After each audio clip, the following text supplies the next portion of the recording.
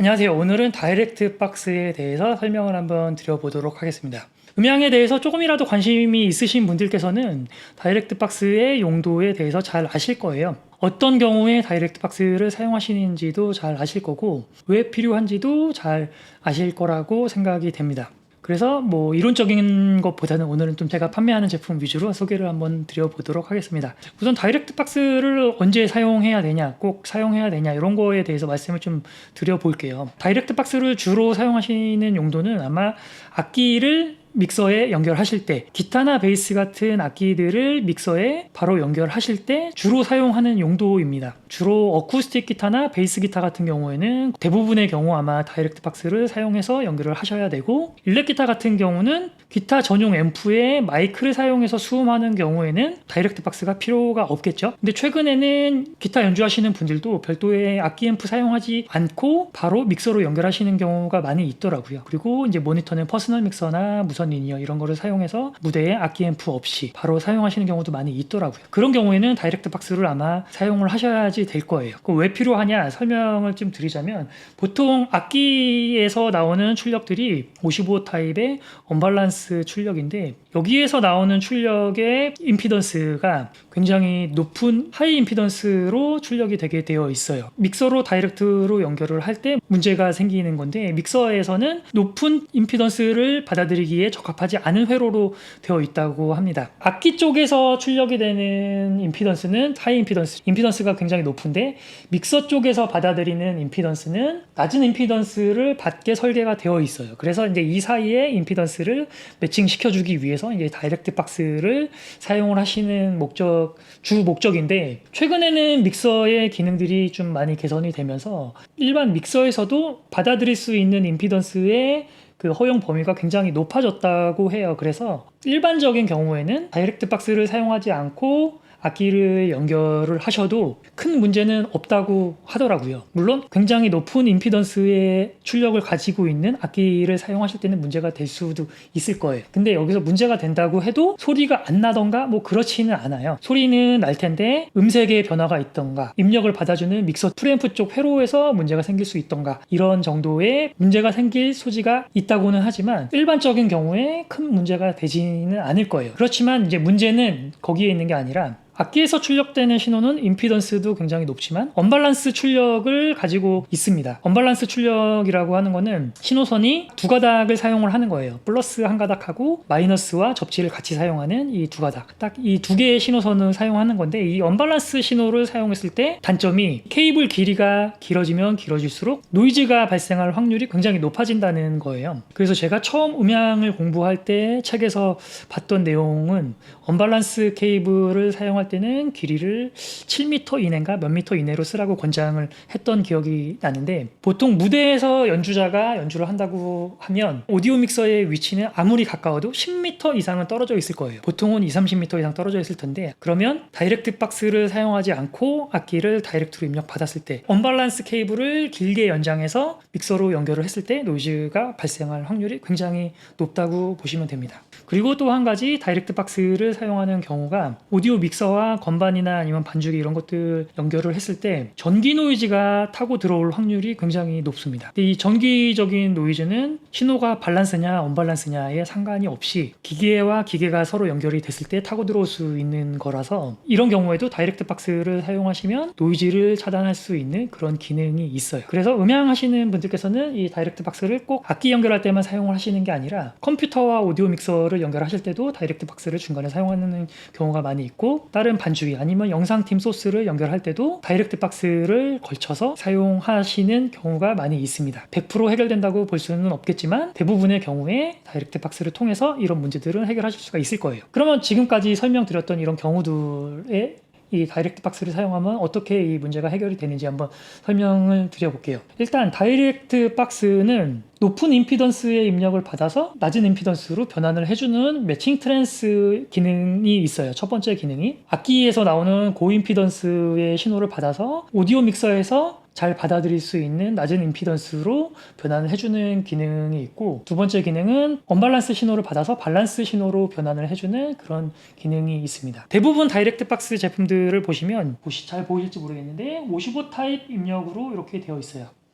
그리고 출력 쪽을 보시면 XLR 타입으로 밸런스 출력을 가지고 있어요. 특별한 경우에 입력단에 XLR 입력을 가지고 있는 다이렉트 박스도 있습니다. BSS AR133 같은 경우도 입력단에 XLR 입력과 55 입력을 같이 가지고 있어요. 그리고 오늘 처음 소개해드리는 아라의 DA200KH라는 모델도 입력단에 XLR과 55 모두 받으실 수 있도록 콤보 타입의 입력을 가지고 있습니다. 굉장히 특이한 경우예요. 입력단에 XLR 입력을 받을 수 있다는 것. 이 부분에 대해서는 조금 이따가 다시 한번 설명을 드리고, 55 타입의 언밸런스 입력을 받아들여서 출력 나가는 거는 XLR 밸런스 출력으로 나가게 설계가 되어 있어요. 그렇다 보니까 무대에서 악기 연주자가 믹서까지 신호를 연결할 때, 이 언밸런스 신호를 연결할 때는 길이가 조금만 길어져도 노이즈에 굉장히 취약한데, 이 밸런스 신호를 사용할 때는 케이블 길이가 30m, 50m, 심지어는 100m까지도 큰 문제 없이 사용을 하실 수가 있어요. 케이블이 길어진다고 노이즈가 더 증가되던가 그런 경우가 굉장히 적기 때문에 밸런스 신호를 사용하시는 거에 있어서 굉장히 큰 이점을 가지고 있습니다. 그리고 또 아까 말씀드렸던 문제 중에 정기적인 노이즈가 있을 때 그거를 분리할 수 있는 방법. 이 다이렉트 박스에 보시면 대부분 이 그라운드라는 버튼이 있을 거예요. 여기 잘 보이실지는 모르겠는데 그라운드라고 표시되어 있는 경우도 있고 리프트라고 표시되어 있는 경우도 있어요. 이 아라 제품도 있고 AR133 같은 경우도 여기 리프트하고 어스라는 버튼이 있어요. 이 기능을 통해서 정기적인 노이즈를 분리하실 수 있는 장점이 있습니다. 최근에는 건반이나 반주기 이런 것들이 밸런스 출력을 지원하는 제품들이 있어요. 그런 경우에는 다이렉트 박스 사용하지 않아도 되냐 이렇게 말씀을 하실 수도 있는데 문제가 없을 수도 있는데, 만약에 정기적인 노이즈가 타고 들어온다 그럴 때는 이 다이렉트 박스를 통해서 그라운드 리프트를 시켜주시면 정기적인 노이즈까지 제거를 하실 수가 있을 거예요. 그러면 이제 이 정도로 다이렉트 박스를 사용해야 되는 이유에 대해서 간단하게 설명을 좀 드리고, 각 브랜드별로 특징을 한 번씩 설명을 좀 간단하게 드려볼게요. 우선 다이렉트 박스 전문 브랜드인 레디알에 대해서 설명을 좀 드리면, 레디알은 다이렉트 박스만 전문으로 만드는 회사이기 때문에, 물론 이제 최근에는 다이렉트 박스 말고 다른 제품들도 많이 출시를 하고 있는데, 그래도 다이렉트 박스를 주력으로 생산하는 브랜드예요. 대부분 제품들이 메이드 인 캐나다 밴쿠버에서 아마 생산되는 제품이고요. 다이렉트 박스 전문 브랜드답게 각 케이스에 맞게 여러 가지 제품들을 가지고 있어요. 컴퓨터와 연결하시는 경우, 아니면 영상 장비 같은 거 연결하시는 경우, 악기 연결하는 경우,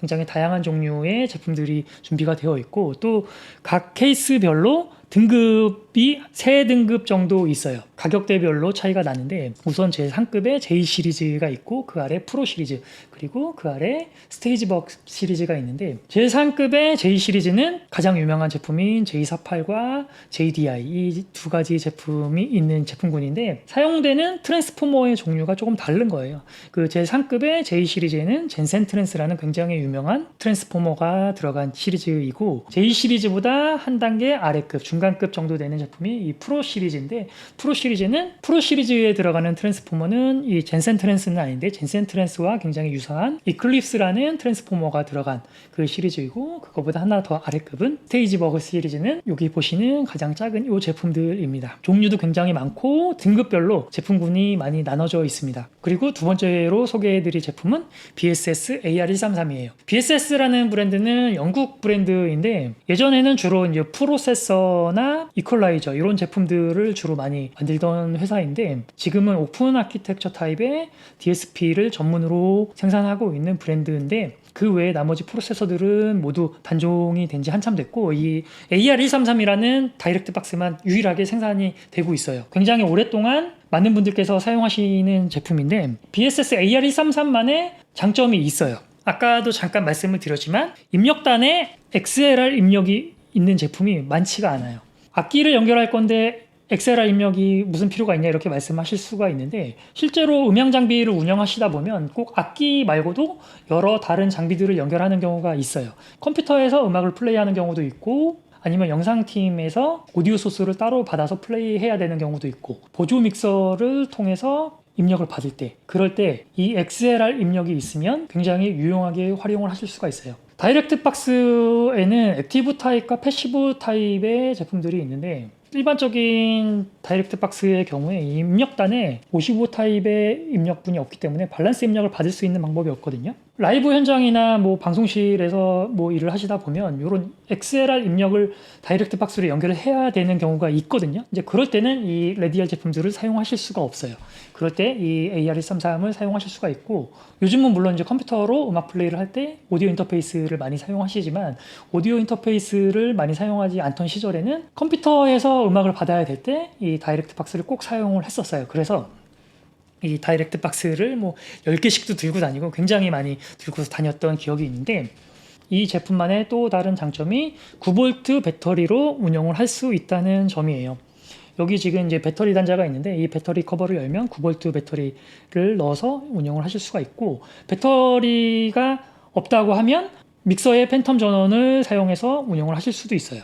그런 장점들 때문에 아마 이 BSS AR133이라는 다이렉트 박스가 굉장히 오랜 시간 동안 사랑받는 제품이 아닐까 생각이 들고요. 이 레디알과 AR133 두 가지 제품 정말 현장에서 많이 사용하시는 제품들인데, 단점이 있어요. 두 제품 모두 가격이 굉장히 비쌉니다.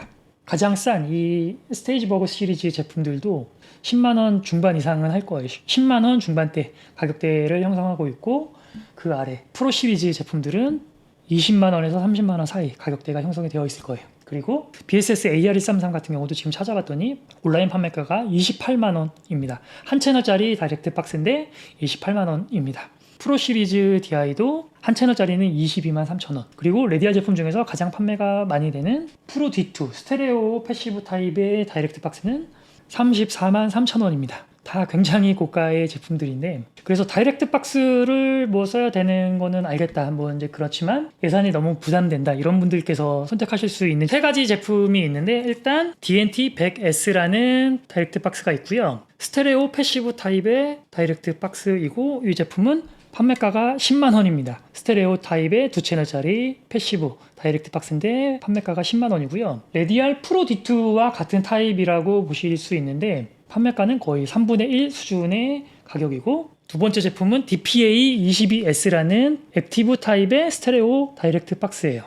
타입으로 보자면 J248 스테레오와 비슷한 타입이라고 보시면 되고요. 이 제품은 판매 가격이 14만원입니다. J248은 온라인 판매가가 65만원이고요. 가격 차이가 한 4배 이상은 나는 것 같고요. 그리고 마지막으로 DA200KH라는 제품인데, 이 제품도 스테레오 타입의 액티브 다이렉트 박스인데 별도의 전원을 사용하도록 되어 있어요. 그래서 이쪽에 아답터 전원을 연결하는 DC 입력 단자가 별도로 있고, 제품을 구매하시면 전용 아답터가 같이 포함이 되어 있습니다. 레디알 제품 중에도 별도의 전원을 연결해서 사용하는 다이렉트 박스가 있는데 가격대가 굉장히 비싼 제품이거든요. 모델명이 정확히 기억이 안 나는데, 그 제품 같은 경우는 가격대가 아마 100만 원이 넘어가는 고가의 제품일 거예요. 국내에 지금 정식적으로 수입이 되는지는 잘 모르겠는데, 아무튼 그런 다이렉트 박스와 유사한 최고급 사양의 다이렉트 박스라고 보시면 되는데, 이 제품은 판매 가격이 28만 원입니다.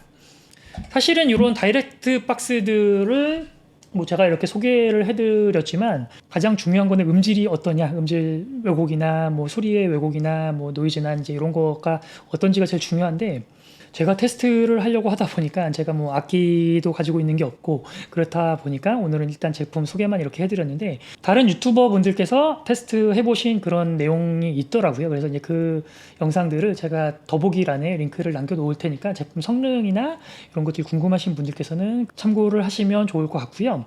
그리고 레디알 같은 경우는 다이렉트 박스 종류가 지금 보여드린 것보다도 훨씬 더 많은 종류의 제품들이 있어요. 다이렉트 박스 뿐만 아니라 그 외에 좀 여러 가지 재미있는 제품들도 많이 있어서 다음에 제가 한번 또 레디알만 가지고 한번 소개해드리는 영상을 준비해 보도록 하겠습니다. 제품 관련해서 더 궁금한 내용이 있으신 분들께서는 댓글 달아주시면 제가 최대한 답변 드리도록 할 거고요. 구매 원하는 분들께서는 카카오톡이나 전화로 문의 주시면 제가 안내 드리도록 하겠습니다. 그럼 오늘 영상은 여기서 마무리하도록 하겠습니다. 감사합니다.